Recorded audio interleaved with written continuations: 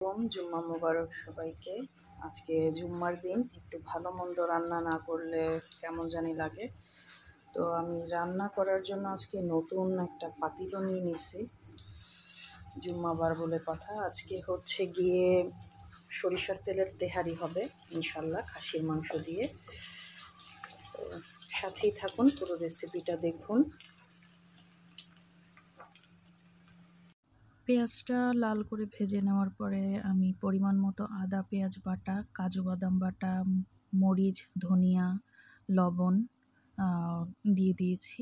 তারপর হচ্ছে গিয়ে আমি নাড়াচাড়া করে নিচ্ছি। আর আমার মাংসটা ফ্রোজেন ছিল, আমি মাংস সবসময় ফ্রেশ করে ধুয়ে মাছ মাংস দোনোটাই ফ্রিজে রেডি করে রেখে দিই, যেন আমার যখন ইচ্ছে বের করে রান্না শুরু করে দিতে পারি।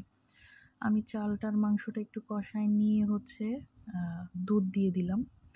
দুধ বিরিয়ানি বা পোলাও যে কোনো কিছুতেই দিলে খুবই ভালো লাগে, টেস্টটা একটু ভালো আসে। তো আমি পরিমাণ মতো পানিও দিয়ে দিলাম। মাংসটা সেদ্ধ করে সব কিছু চাল টাল দিয়ে পরিমাণ মতো পানি দিয়ে আমি কয়েকটা মরিচ দিয়ে ঢেকে দিলাম রান্না হওয়া পর্যন্ত।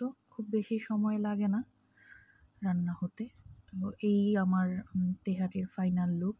আলহামদুলিল্লাহ, খুব সুন্দর স্মেল আসছে। আমি একটু রাঁধুনির তেহারির মশলা অ্যাড করেছিলাম সাথে, একদম হোটেল একটা স্মেল পাচ্ছি।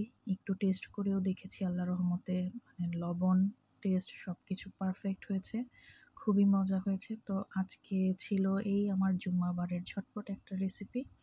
আল্লাহ হাফেজ।